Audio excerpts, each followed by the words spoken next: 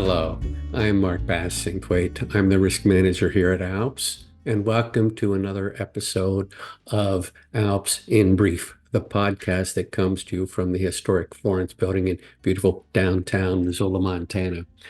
For those of you that aren't familiar with me, I've been practicing at ALPS serving the role of Risk Manager for over 26 years. And recently, it's been about 2.5, maybe through coming up on, well, 2.5 years. I got to think through this. I have been blessed to be able to have my wife and I move to Florida. So I'm coming to you from our remote location here in St. Cloud, Florida. A beautiful day. I want to continue with some conversations that I've had over the years. This sort of fits in the category of listening to your life, focusing on some growth issues.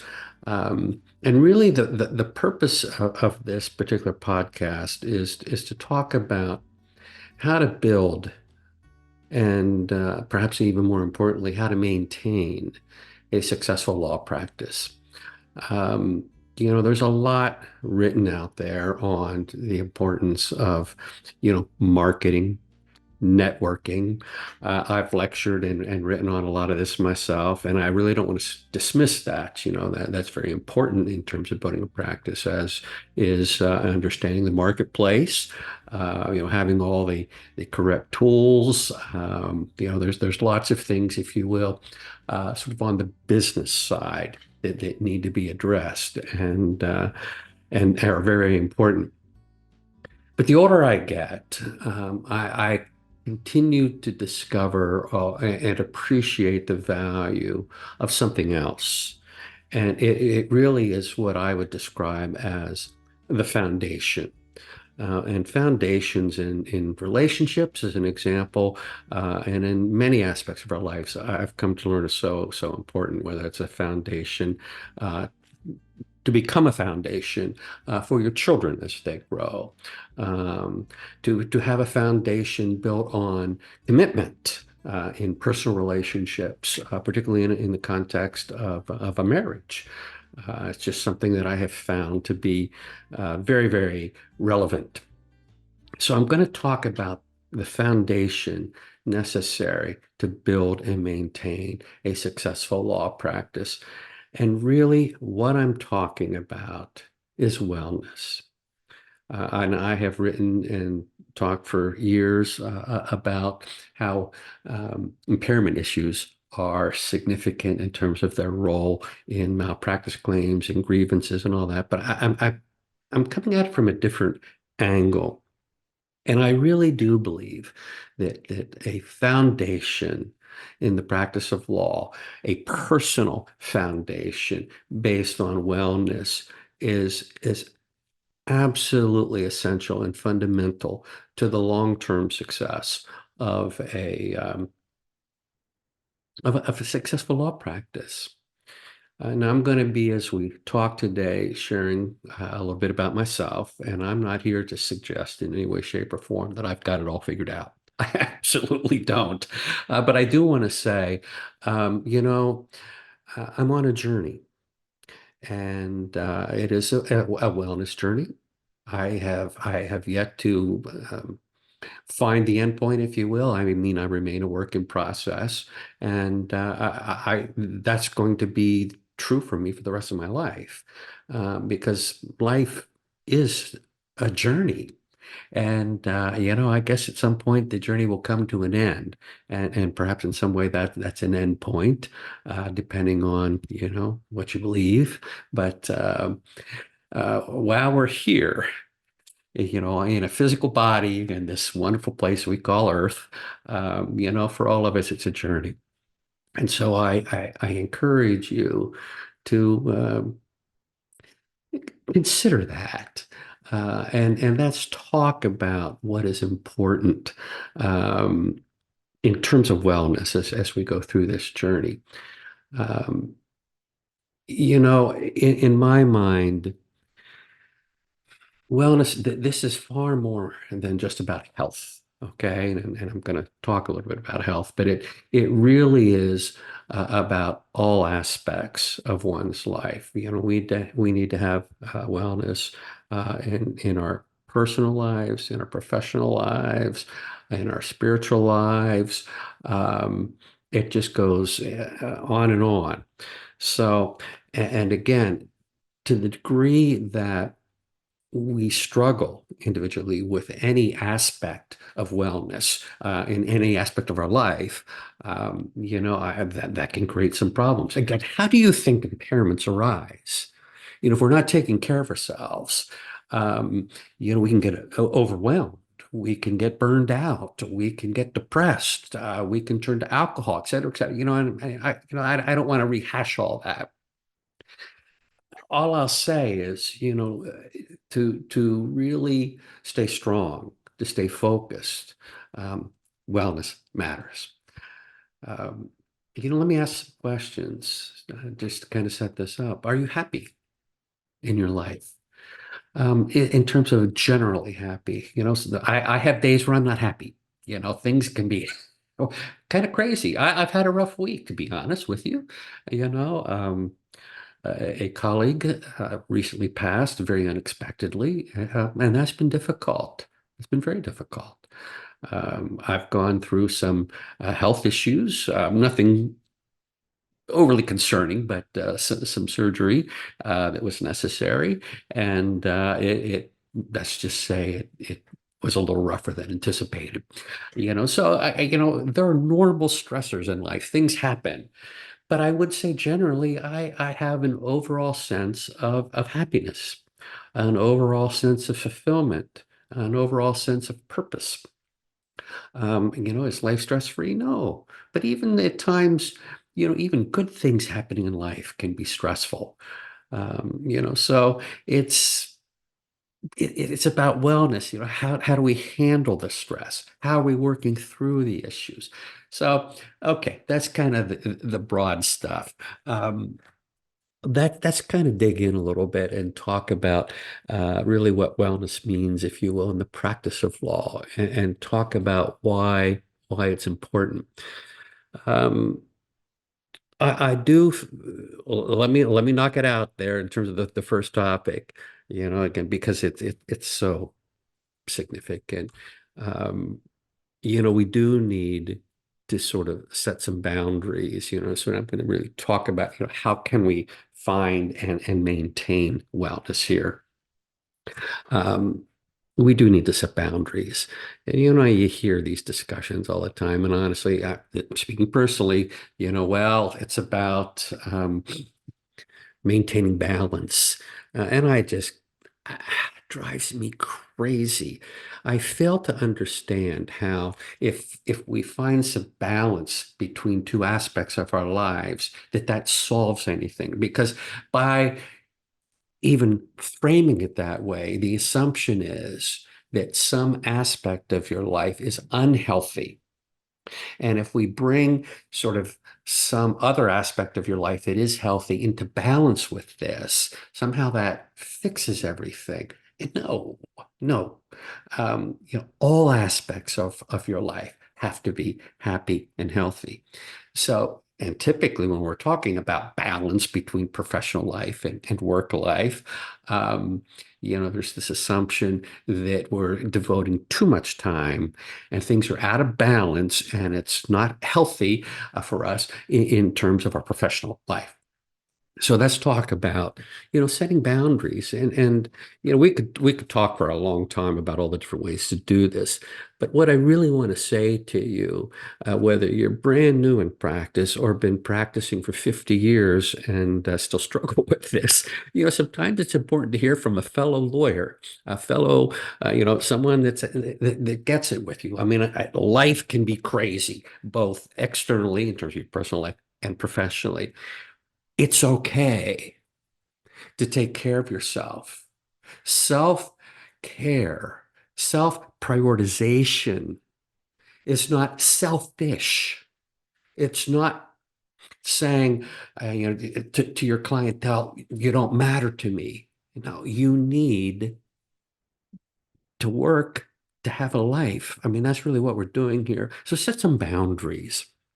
You know, if you work great in the morning, or some people are morning people, some people are afternoon people, whatever time of day is really good for you to knock some work out, protect that.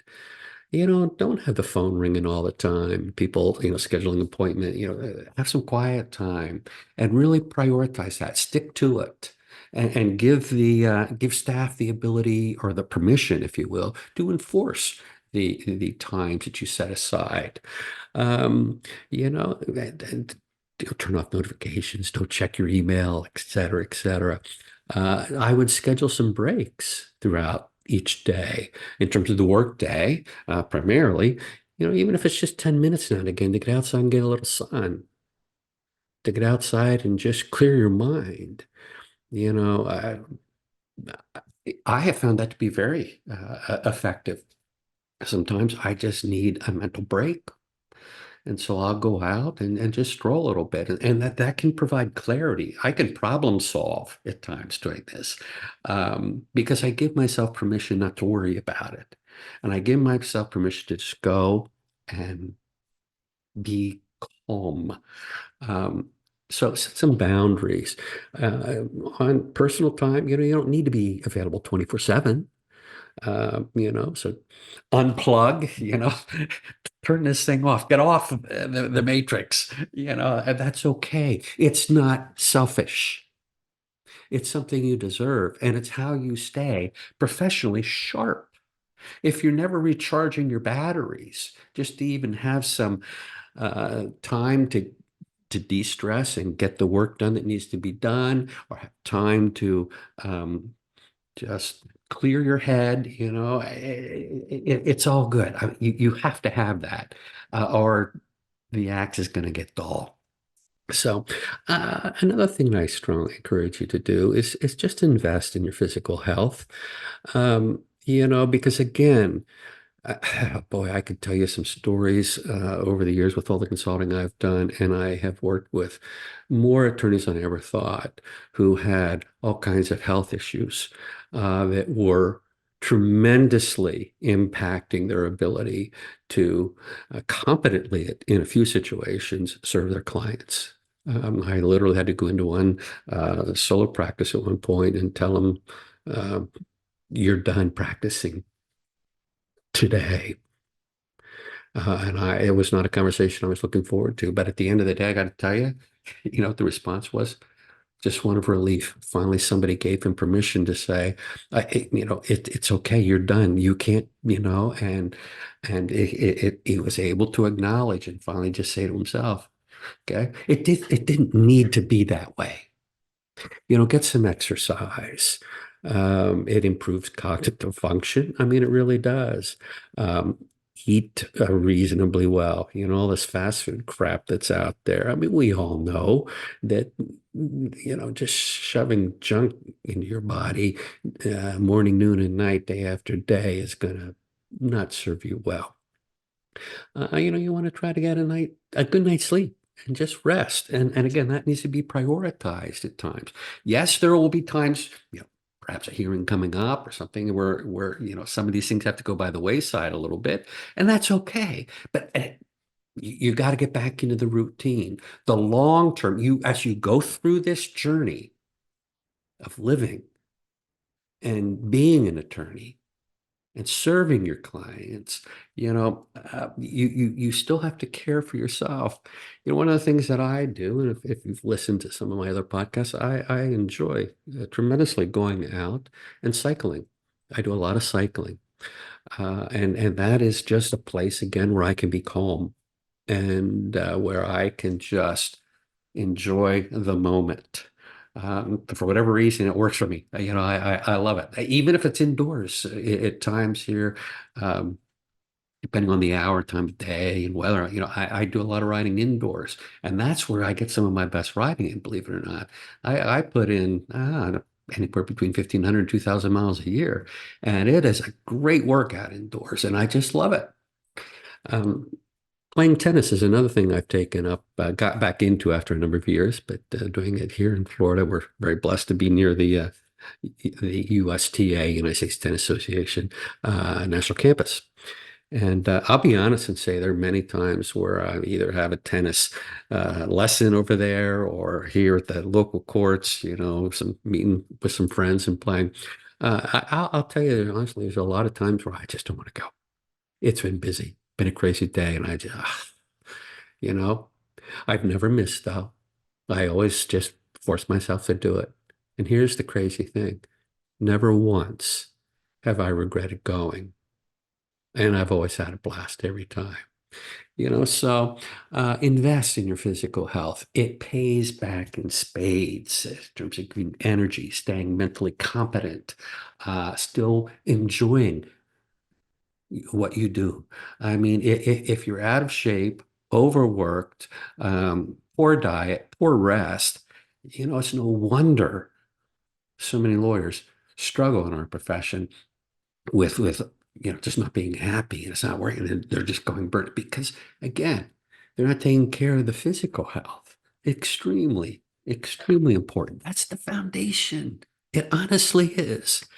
Prioritize mental and emotional well-being. I'm not a mindfulness guy, but I really need you to hear the mindfulness movement has really helped so many people. uh, you know, try it out. If it works for you, great. If it doesn't, okay. Meditation. You just need to find ways to manage stress. And those are two excellent ways. I have to be honest and say I've tried them some. I will admit I've not really gone gung ho on this, but I'll go back to cycling. For me, that's where I can find calmness. To me, I guess I'd say that's the way I meditate. And it's a very, I guess, non-traditional way, perhaps. I don't know. I'm not a guru in meditation, but it works for me. So find ways. I do need to say, if you feel that you are struggling in some ways with burnout, depression, anxiety is another thing that I have seen recently in a very dear and good friend that I'm concerned about. And I do try to visit and say, yeah, we gotta address this.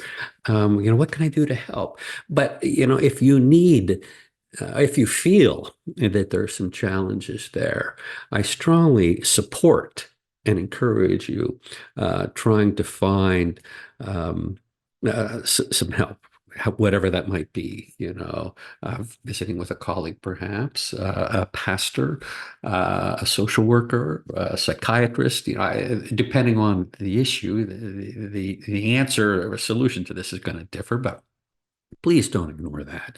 It's just not worth it. Uh, Sort of on a parallel or tangent here, please don't minimize the importance too of building, maintaining, and again, by that I mean nurturing your support systems. They're so important over the years, and boy, have I come to learn that too. Whether it's colleagues, friends, and family members, extended family members, your significant other. These are the people that are here for you and can do wonderful things to help care for you, to be supportive of you, to be a cheerleader for you. Of course, the gift is a two-way street. You need to invest in them as well. But isn't that what the journey is all about? What's the point of going through a journey of life without anybody to validate the journey, to go with you, to share in the experience, and to also have you experience someone else's journey. Again, this is a two-way street. A lot more, and there's more than just one relationship there. Let's talk a little bit about the office too. It's important to create a positive work environment, whether that's a home office, which is where I'm sitting right now, or, an office, brick and mortar law firm.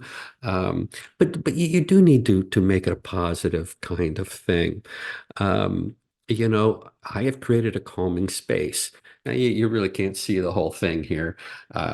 If some of you can't listen to me over the years. I'm a Disney person. My wife and I have been members of the Disney Vacation Club for years and years and years, and literally have traveled in a number of places around the world with Disney. Kids were raised Disney. We have a lot of fun. I am in a Disney space. Again, that's calming to me. And it's full of pictures and all kinds of things that are memories. You can see some in the back. Let's see this side of the background here. There's a Disney cruise ship. And there's a photo of myself when I was quite a bit younger than daughter, when she was a lot younger, on my back, hiking in Glacier National Park. There are things that are very special and memorable. That's a calming, positive workspace for me. That's create a culture of respect and support among staff and colleagues at your firm, assuming you're not just a true solo. That's encourage open, honest communication, respectful, but we need to talk about, if somebody's having a problem, or you're having a problem with somebody. I can't trust this individual to do things, and you don't want to delegate or something, we need to work through that. Unhealthy relationships, again, just left alone and unaddressed, really begin to impact the health and wellness of the workplace setting. So let's address that. I would encourage you to engage in continuous learning. And here's an interesting, yes, I'm talking about CLE, and maintaining our competency, whether that's through webinars, but can be networking and mentor kinds of stuff. Um, it's very, very important to you can read up on journals and publications, and there's all kinds of things that you can do professionally. And I do that. I go to conferences, I present webinars, and there's a lot of learning that goes into being able to present a webinar or put together a CLE. And I obviously attend a lot of CLEs, and that helps keep me sharp. But I'd encourage you to go further. The mind needs to stay active, and the mind needs to be stimulated. I'll be honest and say at times, the ethics world, which is a lot of my world, and cybersecurity, those are very, very stimulating topics for me. And I love kind of working through hypos and reading things and having a lot of fun, and just like, oh, how do you solve this? But I'm also, I love physics. I love to cook. And so there are this aspect of continual learning, even learning to play tennis. But it's, and trying to study the game, how do you, position yourself, and what are the tactics on a double score? As an example, how to cook. I cook a variety of cuisines, Chinese, Mexican, Spanish, the list just goes on. And that, again, helps keep me sharp. So I think continuous learning is so, so important. So find the things that interest you. And again, that keep the desire to learn and to grow alive. That is going to bring out so much more in terms of even just who you are and how successful you can be in building and maintaining your law practice. Finally, I would say, give back, give back. And there's all kinds of ways you can do this. Um, Pro bono, is a great way. You can volunteer for legal aid organizations. You can mentor. There's a lot that you can do professionally. Even just get involved with state bar or local bar and present some CLEs now and again. But you can also just give back in so many other ways, whether that's, getting involved with, any local charity organizations, Boys and Girls of America being, um, working in a museum, working at a children's hospital. Just the list just goes on and on and on. And I've done some of these things. I, over the years, was a volunteer at the National Cancer Institute. And I have worked at a children's orthopedic hospital years ago as a volunteer. Boy, was that crazy. I learned more from kids that were dying. I am not kidding you than I have ever learned in any other setting. Just the professional and personal growth with that experience, I will never, ever forget. So there's just a variety of things. But being able to give back, it feeds and nurtures the soul, if you will. I mean, that's my personal experience. And again, it helps me be the best person that I can be. And I'm always open to growing and learning, because again, that's the point of the journey. That's the point. Um, I guess I have one other thought too. I would encourage you to focus on spiritual as well. Now, I'm not sitting here saying, you got to go out and go to church so many times a month. That's not what I'm getting to. But I do believe there's value in perhaps appreciating just that the gift that you've been given, the gift of having the opportunity to have a life's journey. The older I get, I can appreciate. They always talk about this attitude of gratitude, but just acknowledging, the time, life's good, and I'm very thankful, and I do feel blessed. And this isn't about, praising some um, God, or it's just about, this. I just acknowledge that the journey I'm on and the life that I've been given is of value. And I try to, figure out what my role is with it, what my purpose is. And, for a lot of years, I don't have to have a purpose. Um, I have a purpose. I do. And, how you answer that, what is your purpose? Um, it may change over time, and it's not always easy, but it's also not that hard.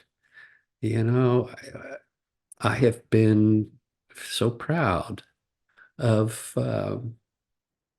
just the dad that I have been over the years. That I do it perfectly? Oh, heck no. I assure you.